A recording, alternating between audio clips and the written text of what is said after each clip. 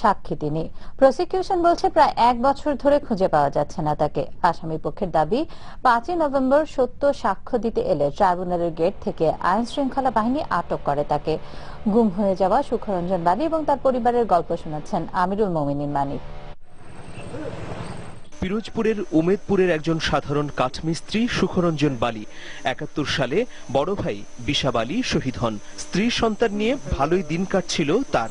না, আমি দেখিনি। মানবতা বিরোধী অপরাধের অভিযোগে আটক মাওলানা দেলোয়ার হোসেন সাইদির বিপক্ষে জবানবন্দি দিতে সরকার সাক্ষী করে তাকে, কিন্তু ট্রাইব্যুনালে না আসায় পুলিশের কাছে তার দেয়া বক্তব্যকেই সাক্ষ্য হিসেবে নেয় আদালত।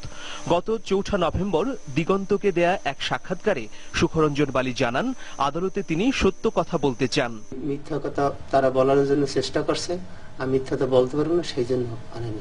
বলছে সাইদি সাহেব ছিল এই কথা বললো, আমি ছিল না, আমি বলতে পারবো না, আমি মিথ্যাটা যারা আমি দেখিনি আমার বাড়ি কি হয়ে আমি বলবো। 5 নভেম্বর ট্রাইব্যুনালের গেইটে তিনি ডিবি পুলিশের হাতে আটক হন বলে দাবি করে আসামি পক্ষের আইনজীবীরা। প্রকাশ্য দিবালোকে সকাল 10:15টার সময় ট্রাইব্যুনালের গেট থেকে লয়ারের গাড়ি থেকে সাক্ষীকে নিয়ে বেমালুম অস্বীকার করা হবে।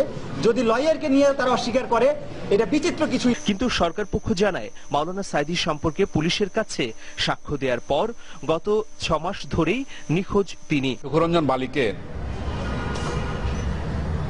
গত মার্চ মাস থেকেই বাড়ি থেকে বের হয়ে যাওয়ার পর পাওয়া যাচ্ছে না, সেই মর্মে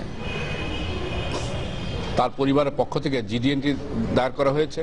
শোকে মাতম করছে সুখরঞ্জন বালীর স্ত্রী। তিনি বলছেন তার স্বামী সত্য সাক্ষ্য দিতে 3রা নভেম্বর ঢাকায় যান, এরপর আর ফিরে আসেননি। ঢাকা গেছে 3 তারিখ, এবার সোমবার গেছে বলে সাক্ষী দিতে। আমার স্বামী সত্য সাক্ষী দিতে গেছে 3 তারিখ, আগে যাইতে কইছে যায় না, এরপরে বলে ছেলে এবার 3 তারিখে সত্য সাক্ষী দিতে গেছে।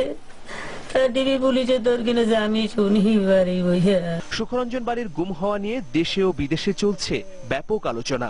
এ বিষয়ে প্রভাবশালী পত্রিকা দ্য ইকোনমিস্ট ও আন্তর্জাতিক মানবাধিকার সংগঠন বিএইচআরসি ইতোমধ্যে উদ্বেগ জানিয়েছে। আসামি পক্ষের দাবি অনুযায়ী সুখরঞ্জন বালীকে আটকের স্পট ছিল ট্রাইব্যুনালের প্রধান গেট। গেটের সামনেই রয়েছে উচ্চ ক্ষমতার সিসি ক্যামেরা। পরিবারের দাবি সুখরঞ্জন বালী কিভাবে গুম বা আটক হয়েছেন ওই সিসি ক্যামেরায় ধারণ করা ফুটেজ দেখলেই তা বোঝা যাবে। প্রসিকিউশন বা আসামি পক্ষ যাই বলুক না কেন, একজন জ্যান্ত মানুষ হারিয়ে যাবেন এটা মেনে নিতে পারছে না সুখরঞ্জনের পরিবার। সুখরঞ্জন বালী কি বলতে চেয়েছিলেন আদালতে তা অজানাই থেকে গেল। আমিরুল মোমিনীন মানিক, দিগন্ত টেলিভিশন।